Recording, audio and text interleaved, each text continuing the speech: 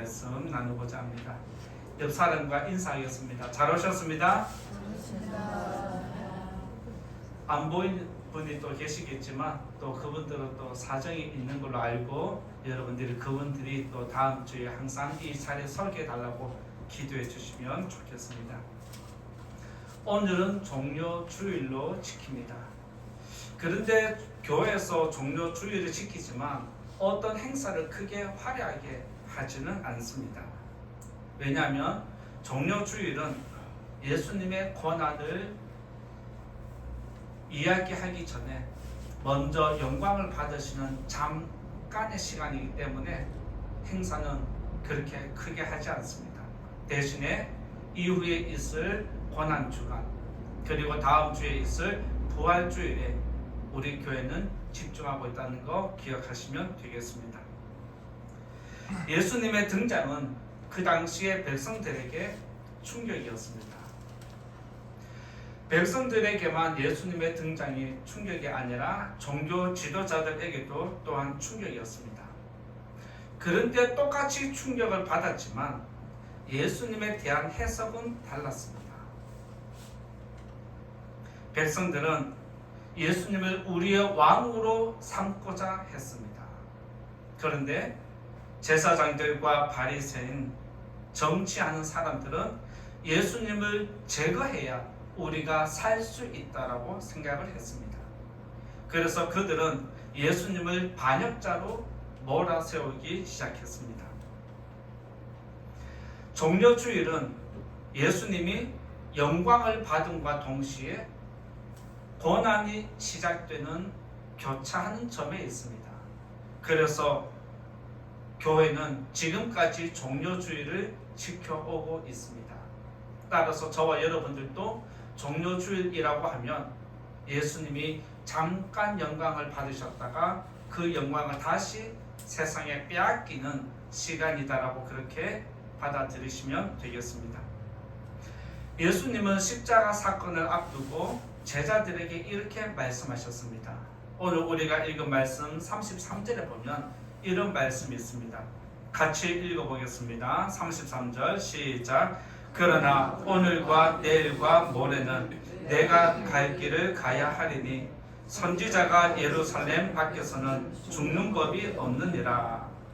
여기서 오늘과 내일과 모레는 내가 갈 길을 가야 한다 말씀하셨는데 이것은 십자가를 지기 전에 아직 잠깐의 시간이 남았다는 뜻입니다.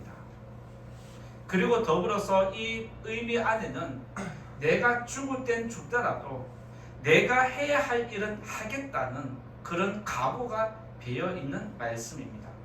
그래서 예수님은 내가 갈 길을 가겠다라고 하는 것은 자기의 생명을 포기하는 것과 동시에 사명을 끝까지 완수하겠다는 내 백성을 위해서 내가 죽고 그들을 구원하겠다는 그런 약속이 담겨 있습니다. 예수님은 내가 갈 길을 가야 하겠다라고 작정하신 것처럼 저와 여러분들도 오늘 이 말씀을 통해서 내가 가야 할 이 길을 작정하고 뜻을 정할 수 있는 그런 성도님 되시면 좋겠습니다. 여기서 예수님은 내가 가야 할 길이 무엇인지 십자가 사건을 통해서 우리들에게 가르쳐 주십니다. 우리는 예수님을 구주로 믿고 따라가는 백성입니다. 그래서 저와 여러분들은 예수님을 따라가는데 예수님의 길이 곧 나의 길이고 예수님이 가신 길이 내가 가야 할 길이라는 것 기억하시기 바랍니다. 고난주간과 성찬식을 앞두고 예수님의 길이 우리에게 어떻게 적용되는지 말씀드리고자 합니다. 따라서 오늘 예수님의 길을 걸어가고자 하는 저와 여러분의 믿음의 눈을 성령께서 열어주시기를 원하고 우리의 마음에 다시 한번 거룩한 능력으로 충만하게 임하시기를 먼저 예수님 이름으로 축원드립니다. 우리가 가야 할 길에서 첫 번째는 고난의 길입니다. 우리가 가야 할 길은 첫 번째로 고난의 길이다라고 말씀드릴 수 있는데 31절 같이 보겠습니다. 31절 같이 읽어보겠습니다. 시작. 곧 그때에 어떤 바리새인들이 나와서 이르되 나가서 여기를 떠나소서 헤롯이 당신을 죽이고자 하나이다. 여러분들이 잘 알고 있듯이 예수님은 귀신을 쫓아내었습니다. 그리고 병자들이 올 때마다 고쳐주셨습니다. 때로는 오지 못하는 병자들을 찾아가셔서 그들의 병을 고쳐주었습니다. 그리고 예수님의 가르침은 지금까지 지도자들에게 듣는 설교와 완전히 다른 내용이었습니다. 그래서 백성들에게는 전부 다 충격이었습니다. 이런 일로 인해서 예수님이 가는 곳에는 사람들이 모이기 시작했습니다. 예수님이 가는 곳에는 항상 사람들이 무리를 지어서 따라다닌 것을 볼 수 있습니다. 갈릴리 지방이라는 한 시골에서 예수님의 기적과 가르침이 소문나기 시작하면서 무리가 늘어나기 시작하면서 이 소문이 지금 예루살렘으로 확산되었습니다. 예루살렘에 예수님의 소문이 들렸다는 것은 종교 지도자들에게뿐만 아니라 당시에 유대를 다스리고 있던 정치인 헤롯 왕에게도 이 소식이 들렸습니다. 정치인에게 가장 중요한 것은 백성들의 관심입니다. 헤롯 왕이 나에게 집중되고 관심이 쏠려야 하는데 백성들의 마음이 나에게 오지 않고 예수에게 가는 것을 그가 지금 직면했습니다. 그래서 헤롯은 예수를 이대로 두면 안 되겠다라고 생각을 하고 제거하려는 생각을 가집니다. 그런데 이런 헤롯의 생각을 알게 된 어떤 바리새인들이 예수님에게 헤롯이 당신을 죽이려고 하니까 빨리 피하셔야 됩니다 라고 예수님에게 도움의 손길을 펼쳐줍니다. 여기에 등장한 어떤 바리새인들은 우리가 성경에서 알고 있는 바리새인들과 조금 다른 무리입니다. 우리가 지금까지 바리새인이라고 하면 부정적인 이미지가 강합니다. 그런데 예수님이 그 당시에 기적을 베푸시고 새로운 가르침을 주실 때에 대부분의 바리새인들은 예수님을 배척하고 예수님을 시험 들고자 했지만 어떤 바리새인 무리들은 지금처럼 예수님에게 길을 열어주고 예수님이 누구인지 한 번 더 집중해서 지켜보는 사람들도 있었음을 이야기하고 있습니다. 따라서 그 당시에도 바리새인이라고 해서 다 예수님을 배척한 것만이 아니라 그 중에 일부는 예수님을 인정해 주는 사람들도 있었다는 것을 기억하면 되겠습니다. 예수님은 백성들에게 인기가 높아질수록 정치적으로 종교적으로 더 위험한 자리에 서게 되는 것입니다. 바리새인과 율법사들, 제사장들은 어떻게 해서든지 예수님을 함정에 빠뜨리고 예수님의 인기를 떨어뜨리기 위해서 애를 썼습니다. 그리고 이들은 헤롯 왕과 정치적으로 결탁을 하면서 예수를 죽이는데 연구를 하기 시작합니다. 예수님의 사역은 좋은 일을 하는 것이고 연약한 자를 회복시키는 것임에도 불구하고 당시의 지도자들이 관심 두지 않았던 백성들을 챙기는 것뿐인데 오히려 예수님의 사역은 고난이었고 가시밭길이었다라고 성경이 기록하고 있습니다. 예수님의 유명세가 커지면 커질수록 고난도 핍박도 강해진 것이 성경의 기록입니다. 그래서 예수님은 사역하는 가운데 제자들에게 이런 말씀을 하셨습니다. 세상이 나를 미워하는 것 당연한 거예요. 그런데 세상이 나를 미워하는 것처럼 세상이 너희들도 미워할 거야 라고 알려주셨습니다. 이 말씀이 무엇일까요?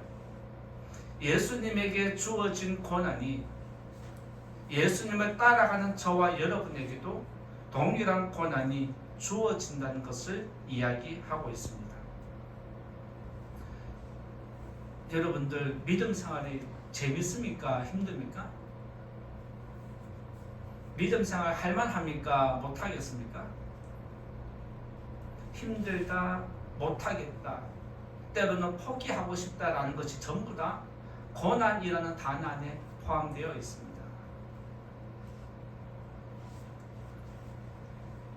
우리가 가야 할 이 길은 항상 고난이 따라다닌다는 것을 기억해야 됩니다. 그러면 고난이 두려워서 믿음을 포기해야 하느냐?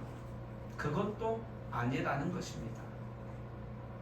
고난을 두려워하면 십자가의 길을 갈 수 없고 믿음을 지킬 수 없습니다. 저와 여러분이 지금까지 이 길을 걸어온 것처럼 앞으로도 우리가 가야 할 길은 고난이 있을 겁니다. 설령 그렇다 할지라도 예수님처럼 내가 오늘과 내일 모레 죽을 땐 죽더라도 끝까지 내 사명은 완수하겠다. 내가 하나님께 받은 이 믿음은 끝까지 지키겠다. 이런 각오를 다시 한번 다지는 저와 여러분 될 수 있기 바랍니다. 두 번째로 말씀드릴 것은 우리가 가야 할 길은 두 번째로 죽음의 길입니다. 우리가 가야 할 길 두 번째는 죽음의 길인데 33절, 34절 말씀 같이 보겠습니다. 33절, 34절 같이 읽겠습니다. 시작. 그러나 오늘과 내일과 모레는 내가 갈 길을 가야 하리니 선지자가 예루살렘 밖에서는 죽는 법이 없느니라. 예루살렘아 예루살렘아 선지자들을 죽이고 내게 파송된 자들을 돌로 치는 자여, 암탉이 제 새끼를 날개 아래 모음같이 내가 너희의 자녀를 모으려 한 일이 몇 번이냐? 그러나 너희가 원하지 아니하였도다. 이 말씀처럼 고난의 길 끝에는 더 큰 고난이 있는 게 아닙니다. 고난이 끝나는 그 길에는 뭐가 있느냐? 죽음이 있습니다. 그래서 고난의 길은 곧 죽음의 길이고 고난은 죽음으로 끝이 납니다. 예수님의 고난도 십자가에서 죽음으로 끝이 난 것이 성경의 기록입니다. 예수님이 가야 하는 십자가의 길은 죽음으로 끝났다는 것입니다.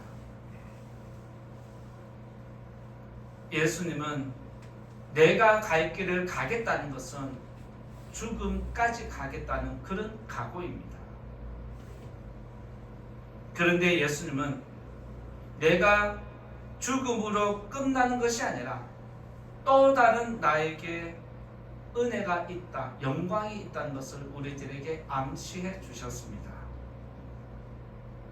예수님은 내가 지금은 고난을 받지만 이 고난은 죽어야 끝난다는 것 아시기 때문에 오늘 33절에서 선지자가 예루살렘 밖에서 죽는 법이 없다라고 말씀하시고 나는 죽더라도 여기서 죽겠다는 각오를 보여주십니다.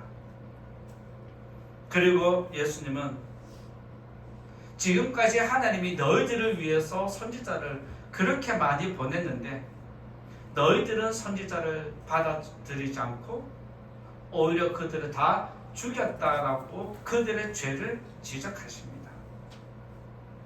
이처럼 세상은 선지자가 나타나서 선한 말을 하고 좋은 말을 하고 죄를 지적하면 불쾌해서 선지자를 죽여버리고, 저와 여러분들도 우리에게 악이 가득하면 나의 죄를 지적하면 화가 일어나기 마련입니다.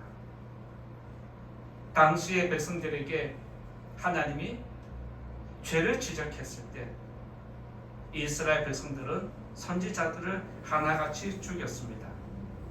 마찬가지로 이제는 예수님까지 죽음으로 몰아넣는 것이 그들의 모습이었습니다.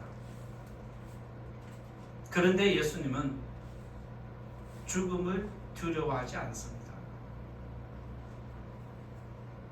예수님은 십자가를 앞두고 이런 말씀을 하셨습니다. 요한복음 12장 24절에 보면 한 알의 밀이 땅에 떨어져 죽지 아니하면 한 알 그대로 있고 죽으면 많은 열매를 맺느니라 말씀하셨습니다. 즉 내가 죽어야 많은 영혼이 구원을 얻고 생명을 얻는다라고 말씀해 주셨습니다. 여러분들이 죽을 때 여러분 옆에 사람이 생명을 얻는다는 것과 같은 이치입니다. 내가 죽지 않고 내 것을 끝까지 지키면 다른 사람이 죽습니다. 저와 여러분은 예수님을 따라서 우리가 가야 할 길을 가는데 그 끝이 죽음이란 것 여러분들은 다 알고 있습니다. 그런데 정작 우리들은 죽어야 할 상황에서는 죽지 않으려고 몸부림을 칩니다. 내가 중요하고 내 것이 중요하고 나만을 위해서 살아가는 것은 죽는 게 아닙니다. 예수님은 나를 죽이라고 말씀하십니다. 그리고 예수님은 내가 죽어야 많은 생명을 얻기 때문에 친히 그 길을 끝까지 가셨습니다. 우리는 예수님의 죽음으로 생명을 얻은 자들입니다. 이제는 우리가 하나님 나라를 위해서 다른 영혼을 위해서 죽어야 하는 것이 마땅한 줄 믿습니다. 이것이 우리가 가야 할 길입니다. 믿으시기 바랍니다. 나의 생명을, 나의 모든 것을 이제 하나님께 내어드리는 믿음의 성도님 다 되시기를 예수님 이름으로 부탁을 드립니다. 세 번째로 말씀드릴 것은 우리가 가야 할 길, 세 번째는 영광의 길이라고 말씀드리고자 합니다. 우리가 가야 할 길은 세 번째로 영광의 길입니다. 32절 같이 읽어볼까요? 32절 같이 읽어봅니다. 시작. 이르시되 너희는 가서 저 여우에게 이르되 오늘과 내일은 내가 귀신을 쫓아내며 병을 고치다가 제3일에는 완전하여 지리라 하라. 여기서 오늘과 내일은 귀신을 쫓아내며 병을 고치다가 제3일에 완전하여 진다는 것은 죽기 전까지 내 할 일은 하겠다는 겁니다. 그리고 내 사명을 감당하다가 설령 죽는다 할지라도 3일이 되는 날 다시 영생할 것을 암시해주는 내용입니다. 제3일에는 완전하여 진다는 것은 3일 만에 부활하시는 자신의 이야기를 하는 것입니다. 예수님이 가신 고난의 길은 죽음으로 끝나는 것이 아닙니다. 죽음의 길은 그것으로 끝나지 않습니다. 영원한 시간이 우리에게 예비되어 있습니다.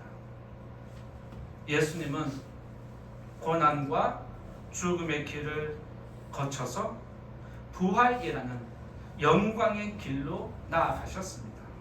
이것이 성경이 우리에게 알려주는 진리입니다. 세상은 고난의 길로 시작해서 죽음으로 끝이 난다라고 이야기를 하고 있습니다. 세상에는 고난으로 시작해서 죽음으로 끝나면서 그 이후의 세계는 절대 말하지 않습니다. 그래서 세상의 고난과 죽음은 영혼이 없기 때문에, 생명이 없기 때문에 허무한 것입니다. 믿음이 없는 사람들은 죽으면 끝난다 생각하고 허무하게 끝나기 때문에 살아있는 동안에 자신이 할 수 있는 최대한의 것을 누리려고 노력하는 것입니다. 그런데 우리가 가야 하는 이 길은 고난으로 시작해서 죽음으로 끝나지만 죽는 순간 새로운 길이 열리는 줄 믿습니다. 이것이 우리에게 예비된 영원한 길이고 새로운 길입니다. 이것을 알고 믿느냐, 이것을 믿지 않고 예수님을 믿느냐는 천지 차이입니다. 여러분의 믿음 생활도, 여러분의 삶의 질도 영생을 알고 모르고 차이가 엄청난 것입니다. 예수님은 십자가를 앞두고 이렇게 말씀하셨습니다. 인자가 영광을 얻을 때가 가까이 왔다라고 말씀하십니다. 인자가 영광을 얻을 때가 가까이 왔다는 것은 죽을 때가 되었다는 겁니다. 즉 죽어야 영광이 주어진다는 것, 예수님이 우리에게 알려주시는 겁니다. 이 자리에 계신 성도님들, 저와 여러분은 죽어도 천국 갑니다. 믿으시기 바랍니다. 이 사실을 확신한다면 죽음을 두려워해서는 안 되는 것입니다. 우리에게는 죽음의 길이 끝나는 것이 아니라 영광의 길로 연결되는 것입니다. 예수님께서 고난과 죽음을 두려워하지 않고 내 할 일은 하고 죽을 땐 죽더라도 내 길은 끝까지 가겠다, 이렇게 작정한 것은 죽음 이후의 영광이 있다는 것 알기 때문입니다. 여러분들도 내가 이 길을 지나서, 죽음의 터널을 지나서 영원한 길이 있다고 믿는다라면 지금보다 여러분의 믿음이 더 아름답게 세워질 줄 믿습니다. 부활의 영광을 믿는 성도님들은 예수님처럼 믿음을 지키고 고난을 두려워하지 않습니다. 예수님을 믿는 사람은 죽음의 길을 두려워하지 않습니다. 우리가 가야 하는 이 길에는 고난도 있고 죽음도 있지만 더 큰 영광이 있다는 사실을 믿으시기 바랍니다. 이 사실을 믿을 때에 우리가 십자가를 지고 자기를 부인하면서 예수님을 따라갈 수 있습니다. 오늘 우리가 성찬에 참여하면서 나에게 영원한 생명이 있다는 것을 확증하는 것과 같습니다. 오늘 성찬에 참여할 때 내게 영원한 생명이 있다는 확신을 더 가지시고 하늘의 영광이 내게 임하게 해달라고 그런 기도하는 마음으로 성찬에 동참하는 저와 여러분 될 수 있기 바랍니다. 이제 결론 말씀 드리고자 합니다. 예수님이 걸어가신 고난과 죽음의 길은 결국에는 영광의 길로 이어졌습니다.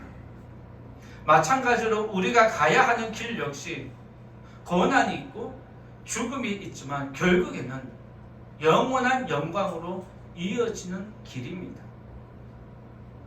이 사실을 믿으시고 성찬에 참여하시면서 하늘의 영광을 바라보고 이 길을 끝까지 나아가는 저와 여러분 믿음 생활 되기를 예수님 이름으로 축원드립니다.